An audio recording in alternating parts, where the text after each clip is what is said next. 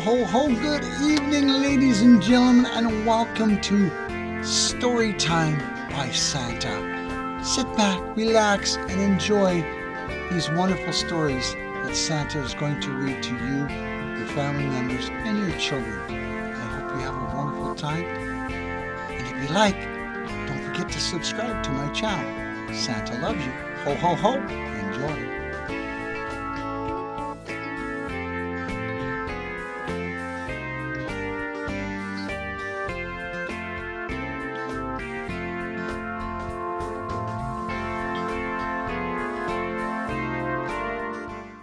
Good evening, boys and girls, mums and dads. I hope you're having an awesome day. Are you ready to hear some Santa stories tonight? I'm excited to tell them to you. The Christmas Star's Big Night. Once upon a time, high above the snowy clouds in the sparkling expanse of the night sky, there lived a little star named Stella. Stella wasn't the brightest star nor the biggest, and she often felt overshadowed by the more dazzling stars around her. She lived in the starry meadows, a part of the galaxy where stars twinkled proudly and shared stories of their adventures. Each night, Stella listened as the older stars boasted about their feats. "I guided a sailor through a storm," one said. "I lit the way for shepherds on a cold night," claimed another. Stella stayed quiet, feeling as if she had nothing remarkable to share. "I'll never do anything important," Stella whispered to herself one evening. Despite her dim glow, she often dreamed of shining bright, and being noticed. But her confidence always wavered. Every year on Christmas Eve, the stars gathered around for the Great Sky Council, a grand meeting where the star elder who chose one special star to guide the way to Bethlehem. This task was the highest honor a star could receive, for it meant lighting the path for those seeking a very special baby born that night. The stars eagerly lined up, hoping to be chosen. The elder, with his long glowing beard and wise gaze, floated above the group, surveying them carefully. "This year," he announced, "we need a star who is not only bright, but brave, kind, and full of heart." The stars shimmered with excitement, each hoping to be picked. Stella, feeling small and unworthy, hid behind a shooting comet, her glow dimmer than ever. But then, to her surprise, the elder turned towards her. "Stella," he said gently, "this year you shall guide the way to Bethlehem." Gasps rippled through the crowd. Stella stepped forward, her voice trembling. Me? But I'm not bright enough or strong enough. Surely another star would be better." The elder smiled kindly. "Stella, it's not always about being the biggest or the brightest. Sometimes the most important light comes from a star who believes in themselves and shines with purpose." Stella took her place in the night sky, with her heart fluttering with both excitement and fear. Her task was to guide 3 wise men traveling with gifts for a very special baby. As the night deepened, Stella began to glow, her light trembling like a flickering candle. Below, the wise men looked up. "There it is," said one, pointing, "a star to guide us to the new king." Stella's glow steadied slightly. "They're depending on me," she thought. But as the caravan began its journey, dark clouds began to gather, obscuring the sky. "I can't shine through that," Stella fretted. Her light dimmed and doubt crept in. But then she remembered the elder's words. "Shine with purpose." She focused all her energy, pushing the light through the darkness. Slowly, the clouds began to part, revealing her beam to the travelers below. The journey was long and filled with obstacles, One night a fierce wind howled through the sky, threatening to blow Stella off her path. What if I lose my place? She worried. But then she heard the wise men speaking below. Look at how steady that little star is, even in this storm. One said, it's as if it knows exactly where to lead us. Encouraged by their faith in her, Stella held her position. Her light unwavering against the wind, she realized even though she felt small, her light was giving others hope. After another night, thick fog rose from the valleys below, making it hard for Stella to see the path. What if I lead them astray? She panicked. But then a memory from her training in the starry meadows came to her. When lost, look to the brightest point and guide them there.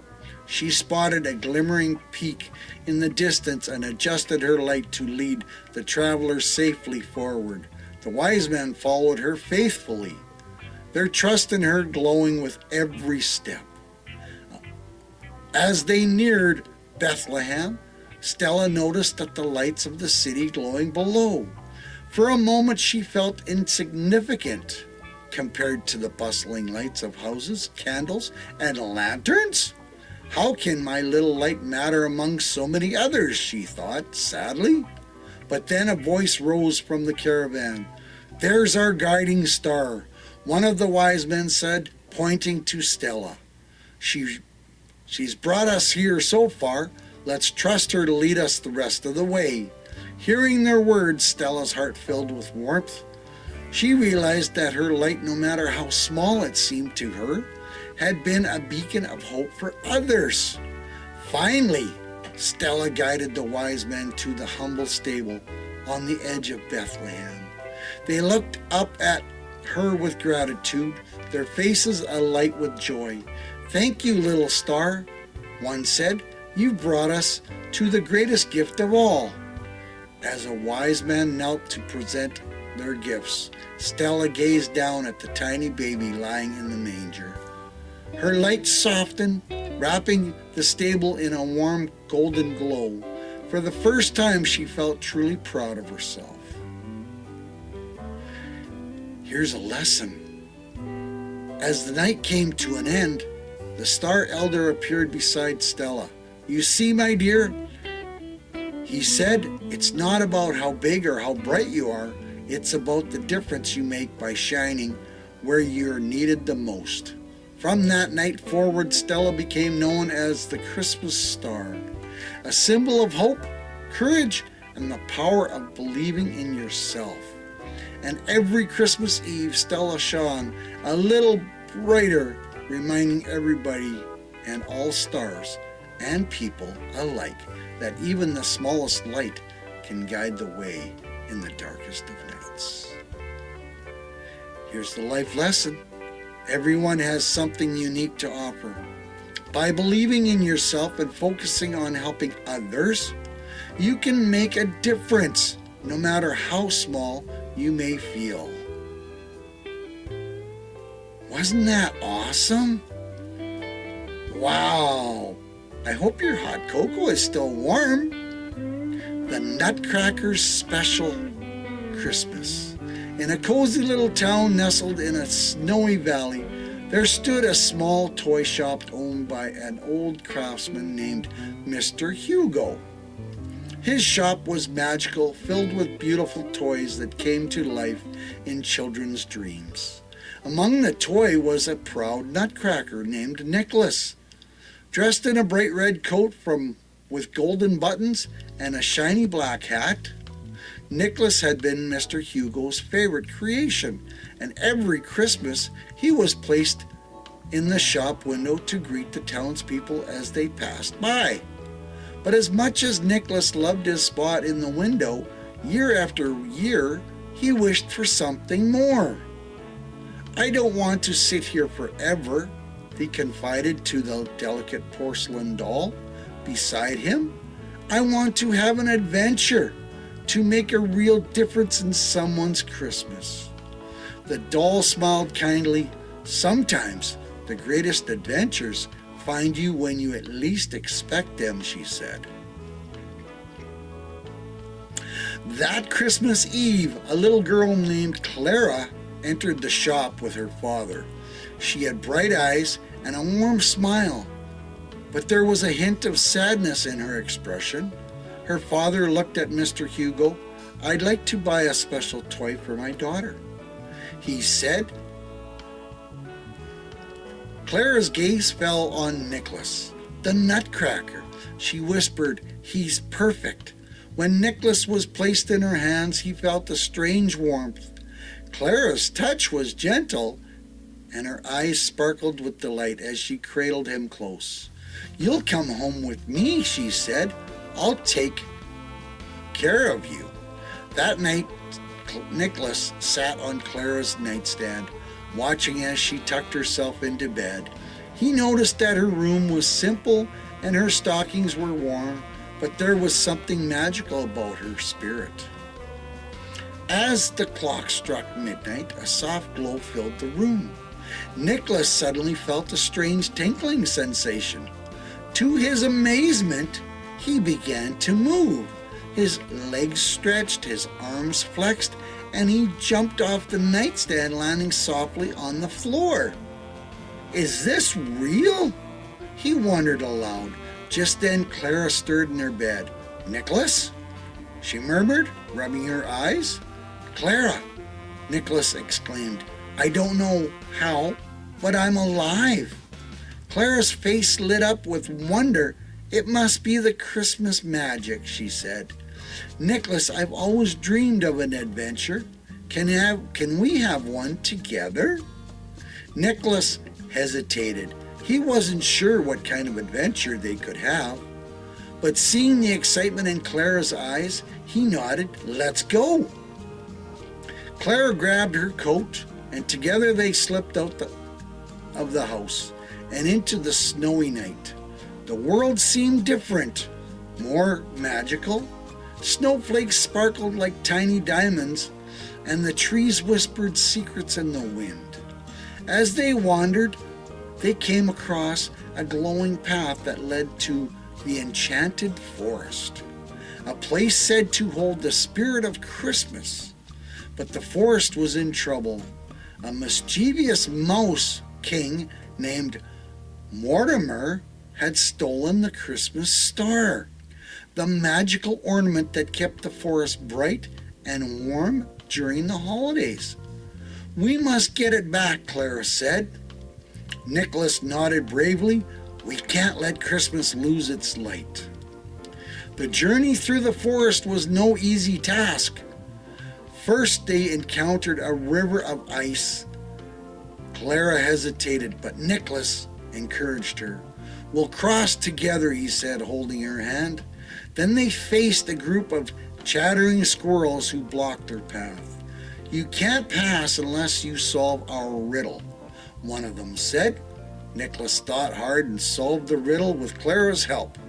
The squirrels cheered and allowed them to continue. Finally, they reached Mortimer's lair, a dark cave filled with piles of stolen treasures. Mortimer sat atop the pile, guarding the Christmas star. "What do you want?" he growled. "We're here to take back the Christmas star," Nicholas said boldly. Mortimer laughed, and why should I give it to you? Clara stepped forward. "Because Christmas is about more than gifts and treasures," she said. "It's about kindness, love, and sharing joy with others. Don't you want to be part of that, Mortimer?" Mortimer hesitated. No one had ever spoken to him with such kindness before. Deep down, he was lonely and longed to feel the warmth of Christmas. "You let me be part of Christmas?" he asked. "Of course," Clara said. "Christmas is for everyone."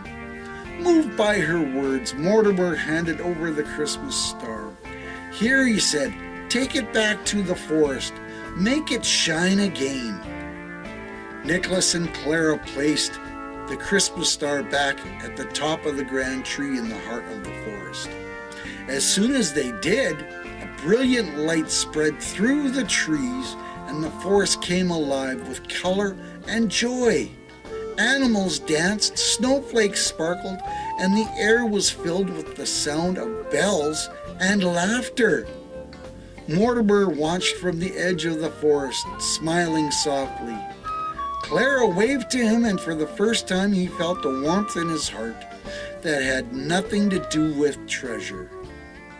As dawn broke, Clara and Nicholas returned home. The magic that had brought Nicholas to life began to fade, and he returned to the place on Clara's nightstand. But he wasn't sad.